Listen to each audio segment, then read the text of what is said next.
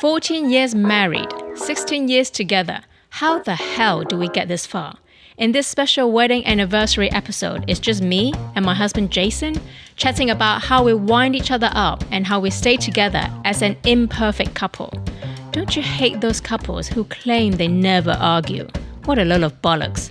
I hope you're ready for some brutally honest banter and eye-roll moments as we like to keep things real at Casa Lam Capobianco. Enjoy! The wedding anniversary special, take one. Thanks, T.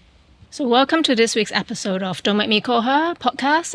I know my podcast is about calling friends to catch up and talk about life. But sometimes when I have something I want to talk about, I just want to do an episode on my own or with you. And it's my fucking podcast, people, so I can do what I want anyway. So there. So I don't like to conform into formulas. I mean, I know people keep telling me to do this and that. You should get famous people on there. I'm just like, I don't like to listen to advice sometimes. So this week we're going to talk about marriage and weddings and stuff. This is the anniversary special, which Because- you forgot again how many numbers we have. Yes. In case anyone missed that. I'm not your typical wife. I don't remember how many years we've been together. I don't count because I failed my maths GCSE 3 times. But this happens every year. It's not just once. Oh, yeah. And do you remember when, was it 2 years ago or 1 year ago? And I said to you, when we hit our 10-year anniversary, Yes. let's do a big party. Your response was, We'd already been married for 12. Yes. So, yeah, you missed that part. yes. And our son Quite a was bit. already like 10 or something. Yeah. So I was like, oh. Anyway, yeah. so you can gauge what kind of a wife I am. First of all, I don't give a shit about how many years, I don't count the numbers.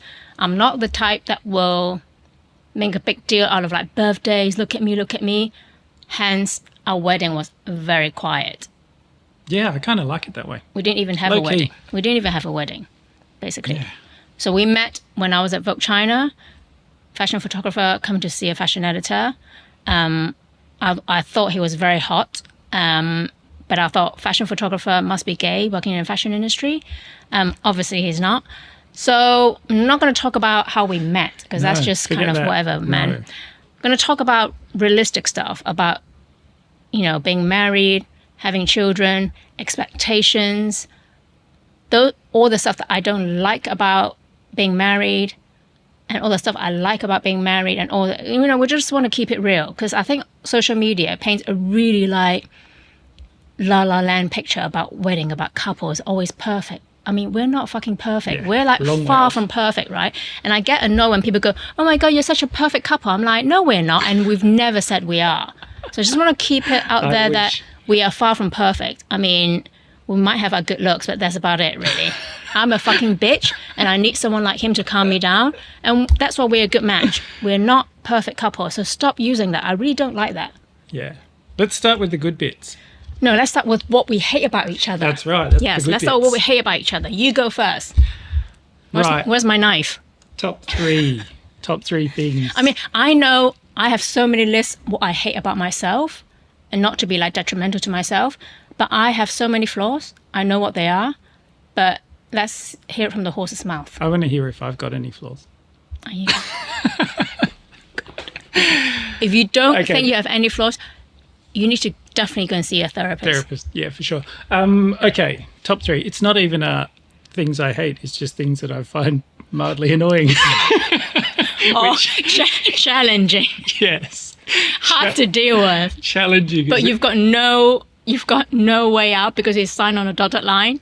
Yeah. Exactly right. Give it to me. All right. Number 1, in no particular order. They're all as annoying as each other. Just a warning. If you want to get laid tonight, I'll take it down a notch. Just saying. If you want a bit of, take it down a Right. notch. Rewrite. Okay. Anyway, go on. First up, overthinking everything. There's not a day goes by without some version of overthinking to the level of ridiculous. Like, it's not even... I kind of have to give up after a while. Even in my dreams. God. I get in trouble in your dreams, the shit that I've done wrong in your dreams. So, yeah, overthinking God, I'm is crying. definitely high on the list of challenges. I'll But say. one of us got to be preventative. Yeah, but there's kind of a limit. You know, you can kind of like let my it God, I'm slide crying. it occasionally. Okay, number 2. Your favourite topic. Formula One. No, Chinese superstitions. Fuck me. It's just like every day's a new adventure in Chinese history and superstition and yeah, you know. But I love your ability to go from, yeah, fuck it, I'm done with all that. I'm not going to believe in any of it. And then the very next day we're putting like a turtle statue on top of the goldfish statue in the corner. I'm just like, what? We just went through this yesterday. Going like, what the hell? Oh my God. Here we go again. Oh my God, my eyeliner's running. Good. So it should be. Oh my God. Number 3. I need to get a tissue. Hold on. You can check out my wedding dress. Shall I continue while you're not here? No. Yeah, that superstition thing's got to go. All right, this is my wedding dress. As you can tell, I'm not like a typical bride. And it's very snug because of the mental belly, but at least I can zip it up, people. So, oh man. Still there. I've still got it. Number 3 is the conversations. They go on way too long sometimes. Because, you know, I'm kind of fairly sparse with conversations, you know, get in, get out, say your thing, do that. But yours just seem to go on forever. Like, I don't even know. And there's always a moment where if you're sitting on the sofa and you're doing something or whatever, and I know that when, you know, Grace is on the phone and she puts it down and starts talking, and I was like, oh, okay, here we go. It's like, stop everything, free up 45 minutes, and then we'll resume programming after that. They're always long. Long. Yes, a topic can never be long enough. I've never known anyone who can speak on the phone for 5 hours at a time. Oh, easy. Yeah, that kind of amazed me. I'm like, so they're not. Why do you think I started a podcast? Because Yeah. I just want to talk Exactly. about crap. So I just come along as a passenger. Yeah. It's So all your conversation. I just like to chat. Yeah. But having said that, I know when to shut up. We've had many occasions that I just like, I will shush you. I'm like, me time, get the fuck out of my sight. You know, I need me time. And when I put, Yeah, but when I that's when do you this. do that. Yeah. But we're not allowed to do that. Of course you are. It's a free world. When I do that, they know Yeah. that they need to get out of my space. Maybe I need and to just- try that more often. Well, I mean, I don't know why you don't do it when I start Yeah. doing it. You know, it's your fault. Yeah. So yeah, good to know. Yeah, Yeah. I take all those points on the chin. Yeah. And I think none of them are surprises, that's no, for sure. but I think I'm not going to change because you can't change people. That's why I keep telling all my girlfriends who are trying to change their husband or boyfriends. I'm like, people are not going to change. I think a different way of looking at it is if you value someone or the relationship, right, you adapt. Change and adapt is very different. Yeah. Because absolutely. adapt is you're still yourself, Yeah. but you're tweaking stuff. Whereas you just can't, no one can change unless they want to, right? So, point Right, taken. what have you got for me? I'll say my turn. I'm ready. There's so many things I dislike about you. Let's These are keep it short, shall we? These are just 3. So I don't like the fact that I have to drill things out from you to talk about it. Like literally get a fucking tool and like drill things out. Like, you know, when they drill into the wall, Yeah. you know, like construction site. Like Yeah. I'm a very verbal person. When I'm not happy, I will let you know and you will know. If you piss me off, you will fucking know, right? She'll let me know. So what you see is what you get. There's just no pretense, nothing. That's what I signed up for. So when something's bothering you, I think not just you, I think it's a men thing. Right. Men are not I'm not generalizing, but a lot of my friends, husband or boyfriends, we all have the similar thing that their partner they're not verbal enough or they keep things, and guys don't have like real buddies, like girlfriends, right? Yeah. I mean, how many people would you call if you had a fight with me and you want to like vent and stuff? I can name at least 10 girlfriends or my gay friends. Do you know what I mean? Of Like, course, yeah. Men are very different species. No, of course. And that's what women do. We talk. Yeah. Men don't do that. So with you, I really have to drill it out from you. But I kind of like that thing whenever I go and, see other friends. And you always ask me if we spoke about them and family or girlfriends or any of that stuff. And it's kind of like, no, guys, don't generally talk to them about Exactly. Because we just kind of like, It's just very we interesting. talk rubbish most of the time. It's very interesting. That's what I like Yeah. to know. Because women and men are so different. Yeah, So absolutely. different. And the next thing is you are too nice to the wrong people. Like, it's almost like Yep. I'm very good at picking out people. I'm very good at picking out assholes. I can see them from a mile the minute I meet them, right? Fake people, not genuine people. I show it on my face, whereas you probably see it, but you're still nice to them. I'm like, why waste your fucking time? No, I just think be polite and move on. I don't give them any energy. It's just like, yeah, hi, good. You continue being you. Yeah, I'm but out. the fact that they think that you're really naive and nice, that fucking piss me off. Because when people think that they fool me, I'm like, no, you haven't, you mother. You haven't fooled me. I know exactly what you are. Yeah. So yeah. Okay. Number 3. Number 3 is not just you, probably most men and husband. When you leave things on the floor for 10 days, socks, dirty laundry, da da da da da.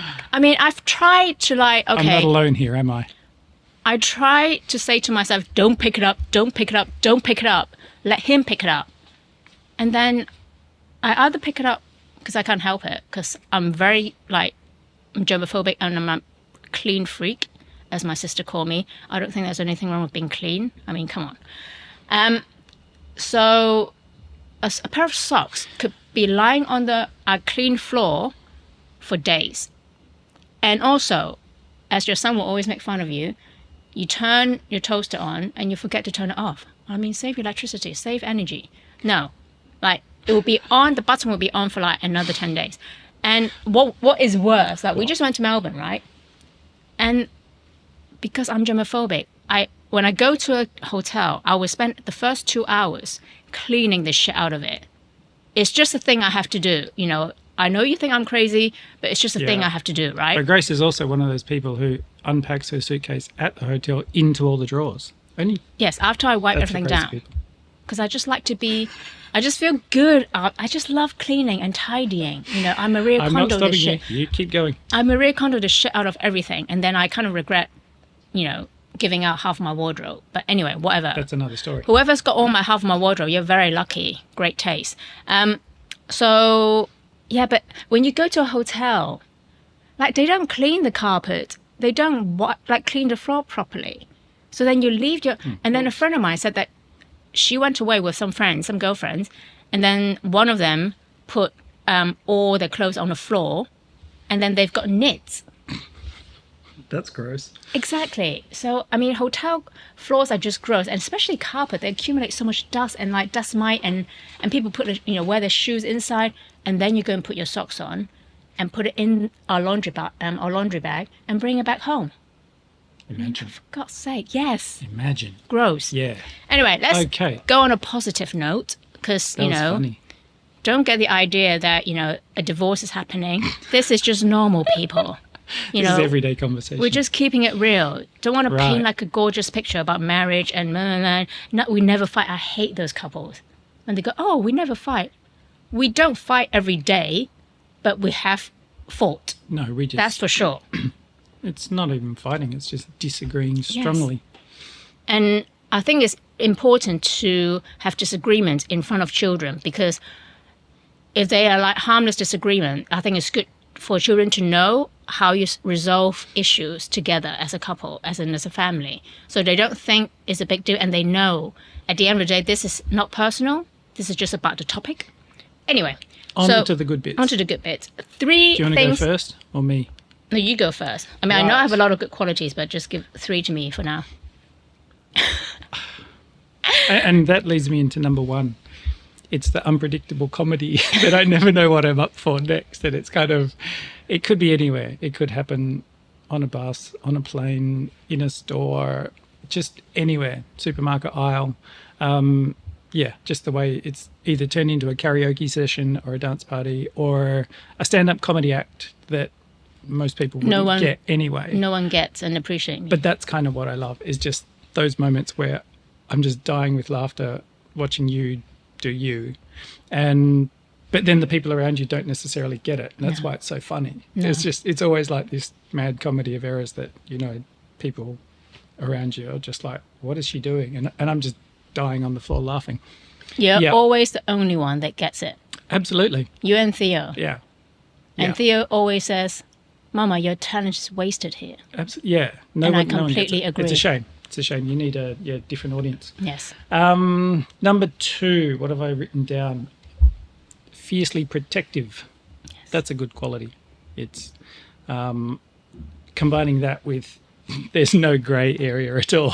It's either that or it's that. So it's sort of, funny the way that you are hugely loyal and protective over everyone that you love. So, you know, that's kind of a pretty awesome quality. But it's also quite scary because I can go from loving you so much that I will go all Chinatown on the person or the people that hurt you. But if you betray me in any sort of way, I will cut you off cold. Yeah, there's a line that you don't cross. Yes. I mean, some people have experienced it the past few years. And instead of pointing the finger, you need to ask yourself, why would such a loyal person ghost me? I think the problem with people is that they don't self-reflect and they always point a finger at other people. Well, you've done this and you've done that. It's like when someone reacts in such a huge way towards you and go completely opposite direction, you need to reflect on your own behavior and action. Period. Mic drop. Next. Those of you who might watch this or listen to this, you know who you are. Number 3, your 100% commitment to making Theo the best version of himself. And that's not in a kind of academic or, you know, be clever kind of way. It's just him to help him shine being himself and, you know, just not being an asshole and being an amazing little guy. So that's kind of, the third one that I kind of love, that you, even as tiring as being a parent is, you just keep going 100% every day to sort of make sure that he's doing the best job for himself. Yeah, because I'm not raising no asshole to this No. world, right? But as much as I put so much effort in, I also, question myself a lot about whether I'm a good mother, which is quite detrimental to one's mental health, because if you're trying so hard to make this person a good, decent person, when you keep questioning yourself, you kind of lose the direction. It's a Yeah, but really that's hard normal. juggling act to be a parent and to be a mum. For sure. You know? It's normal. Always question yourself. You should always, be asking yourself the questions all the time. Yeah. Yeah. So 3 things I love about you: that you accept exactly who I am and you don't try to change me. Because I've had past boyfriends that think I'm too much, they think I'm too this or not enough that or whatever. I'm like, why are you with me? You know? But I guess they were always trying to change me to another person, Yeah. whereas you just accept this awesomeness, which is wicked. And the second thing is you have so much patience to a point that I'm like, oh my God, I don't even have half. But I learn a lot from you. And that's why we go so well together, right? Yeah. Thirdly, I love that you laugh with me and at me. And sometimes when I crack a joke, which I know is funny, but maybe on the scale of my bottom level of funny, and you will just like crack up, and I'm like, what? But that goes back to the other point that I made about other people don't get the subtlety. No. And it's because, it's never obvious funny. It's No. always like just dropping a line and walking off, and it's just hysterical. So that's kind of, part of that. I mean, in some ways, you need to be kind of intelligent to understand like my sense of humor, because they are very subtle sometimes and very sarcastic. It's very British. Yeah. It's a very British thing. But So- that sort of varies between that kind of comedy and then straight up physical stand-up comedy as well. So Yeah. it's kind of like somewhere in between those two extremes. But there's always something going on. And for those of you who keeps asking me about doing stand-up comedy, I You mean, should. no. Yeah, No, are you kidding? I'm not a comedian. that'd be awesome. No. So anyway, last but not least, I know it's an extra one. The fact that we both love Formula One so much. I mean, to me, it's like winning the lottery to find someone that loves Formula One as much as I do and can talk about it as much as I do. Yeah. Because I think only all the guys I've been around or been with, less than Madonna, more than Princess Di, which is a quote from Four Weddings and a Funeral, by the way. Only maybe one of them out of all those men I've been with that, know anything about Formula. Yeah. Wow. Only one. I wouldn't say I'm as obsessed as you are. I think you take it to like Oh, yeah. the extreme. Yeah. I love it, but you're on the top step of the podium with that one. Let's go on to the next topic about your proposal. Again? Well, because it's a mystery. We'll never figure this out. I thought we were in Sydney, but you said we were in Melbourne. So when we went back to Melbourne over Christmas, we were trying to tell our son Theo about it, and we have no idea what happened. I think we just have to cut it loose now. Yes. And go, how did you propose? Don't know. So he said we were in Melbourne, just to give you another idea how different version we have. I thought we were in a restaurant in Sydney, but he said we were in Melbourne, in a swimming pool while we're swimming. And I was like, I don't remember. Was I underneath the water when you proposed? I mean, very strange. It was a very long conversation, going back to long conversations. It went on for about a week, didn't it? There was no specific point of proposal, was there? I can't remember. Anyway, move on. Next.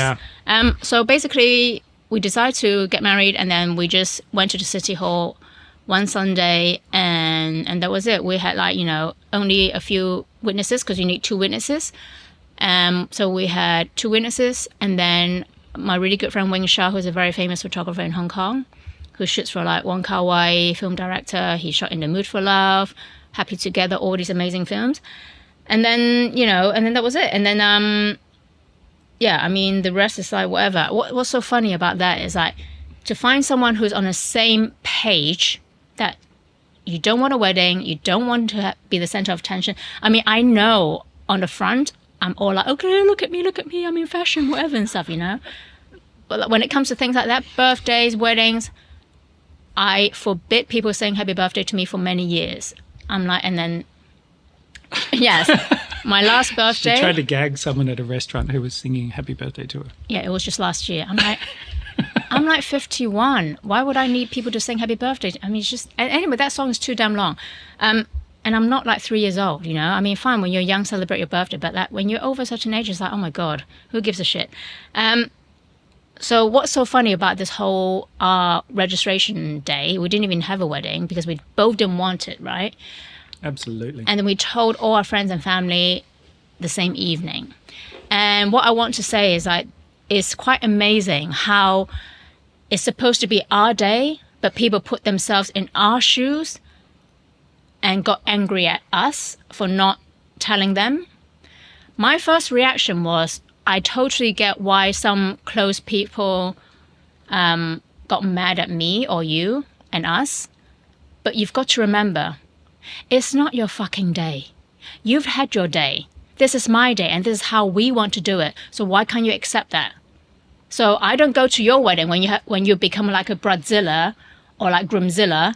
Go, oh my God, why don't you just go to the City Hall? No, because that's your fucking day. Yeah. So I think what's so interesting about weddings and getting married is that people have this idea of like, it needs to be a perfect day. So when it's not perfect, something goes wrong, they go apeshit, right? Yeah. And this is exactly what I didn't want as a woman. If you want that kind of wedding, totally fine. That's your thing. But our thing was like, we both didn't want like a day like that. We just want to chill, because we've got a lot more other things we need to worry about, after that. But that comes with part of the territory for the job too.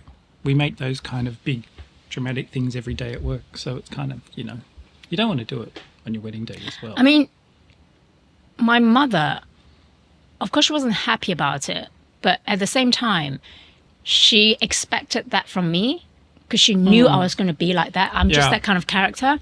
I mean, only up until a few years ago, she told me that she was not happy with me about that, but she took it on the chin, and then she told me only a few years ago that what she really thought. But I'm already a mother myself, so I mean, whatever, man. Yeah, but Yeah, it does get a bit precious, I think, when it comes to weddings. Everyone has their own version in their head that they're so trying how to... would you feel? Because your parents did the same. They eloped, so they expected And my that grandparents. yeah. Everybody did. So it's hereditary on your side, Yeah. but not hereditary on my side because everyone wants to be the center of attention, right? And what happens if Theo does that? Oh, good on him. I feel exactly the same. Yeah. So sometimes people just put so much emphasis on like weddings and no, all that and stuff. I know it's a celebration and you want to celebrate with people. Fine, if that is what you want. And if Theo one day wants to get married with just him and his partner and not even tell us afterwards, I'll be like, whatever, man, it's your life. Yeah. Enjoy it. And Do it the way also, you want. Remember, this is what I said to one of my really close friends, got pissed at me. I said, when my husband is sick, when we go through shit, I have to deal with it, not you. You have your own partner to deal with. So don't get up on your high horse about me not telling you, inviting you, because it's so irrelevant of a wedding ceremony versus what obstacles or what journey you're going to face with your partner in 10, 20, 30 years' time. Yeah, absolutely. I mean, put things in perspective, people, Seriously, that annoys me. So that's our 2 cents. And we've been together for, I've only just realized, 14 years, not 13. And I will constantly get it wrong. That's We'll just be the way doing I this roll. again next year. It's been a great journey. I mean, we've had our ups and downs. I mean, I think especially hard after we had a kid. I did not expect the hardship, the difficulties, not hardship, the difficulties that we have to face. The mental strain. Yeah. I mean, I think when they are babies, it's the sleepless night and all that, and then worry about their health, worry about, if we are good parents or not. And then when they get older, it's about their friend circle, bullying, social media, all that and stuff. So it's just a huge thing of worrying. And that's something that I need to work on because I worry a lot. I'm a worrier. Comes with the territory. Meeting someone is hard, but in some ways, it kind of relatively easier. And then when you get married, it is still kind of pretty easy because everyone's happy. And in honeymoon period is when you have a child, then things start getting complicated because you have to worry about loads of different areas, You have to be a grown-up. Exactly. And I mean, to be honest, growing up kind of sucks, man. Still haven't got And there some yet. days I look at Haven't figured that bit out. some days I look at my like gay fabulous friends or like my single friends who don't have children or they're just a couple. I'm like, wow, life would be so much easier if I was in that position, right? Some days, I'm not saying I regret having children or a child because he is so fun and brilliant kid. I mean, it's not easy. Just because you love them so much doesn't mean that it's easy, right? And I look at those single friends or like, gay couples having a fabulous lifestyle. I'm like, wow. I want to go there. No. So Wouldn't trade it for anything. This is our 2 cents about, marriage. We like to keep things real. And so that's a wrap, I think. Cool. Done. Anything else? No, let's leave it at that. All right. Bye. Bye. Hey, stick around to learn some cool Cantonese slang. Welcome to this week's episode of Canto Banter. 廣東話吹水時間 I'm your host, Professor Lam. And I'm the assistant, Professor Theo.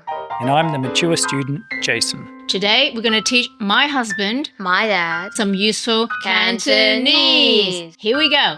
Welcome to this week's episode. Today, Theo wants to teach you a children's rhyme. It's his request. It's not going to be easy, but as always, we like to see you struggle because then we get a laugh out of it. Thanks. That's how we roll. We're a very loving family. So, Theo, what is it? 大笨象揸支槍，去打仗，打完仗返嚟食碗辣椒醬。 See, easy, right? Yeah, easy. Yes, Got it. easy. I mean, he learned this when he was like 7 or 8. I mean, he's What are you 11 saying? now. So, well, you have the intelligence to learn this quite well, I guess. So let's break it down, Theo. First bit. 大笨象 大笨象 What does that mean? elephant. Mm-hmm. 大笨象 Mm-hmm. 大笨象揸支槍，揸支杖 Churn. Sausage. No. Churn. No. No? Sausage is 腸. Yeah. That's what I said. Sausage. But this is a gun. 腸. Sausage gun. Churn. Alright. 腸. Okay. 大笨象揸支槍. So that means the Teacher. elephant is carrying a gun. Okay. And then Not weird. 揸支槍去打仗. Hey. 去打仗。去打仗. 去打仗。打仗. 打仗。打仗。 Theo, what does that mean? The elephant's going to war. 大 Okay. 笨象揸支槍去打仗. Theo? 打完仗. 打完仗。 Not 完, 打完仗. 打完仗。 That means After the war is finished, you return after the war is finished. Yeah. And then the last one? 返嚟食換辣椒醬. What? 返嚟食翻嚟食。換辣椒醬. 返嚟翻嚟食碗食碗辣椒醬. 辣椒醬。 What does that mean, Theo? Means he come back to his home and then he eats a bowl of chili sauce. It does not make sense, but it's fun. Easy. All right. Yay. Done. Bye. If you enjoy my chat today, please tell a friend, write a review, and give me a 5-star rating to help me climb the chart so I can get the exclusive deal. As if. Follow me on Don't Make Me Call Her on all social media platforms. Tune in every Friday for a new episode. Don't Make Me Call Her podcast series is produced by Hero Production. Music by Lindsay Lai at lindsaylai.com. Thank you to all my guests. A big thank you to Jason and Theo Capobianco for joining me each week. Now, pick up the phone and call someone you care about. Bye!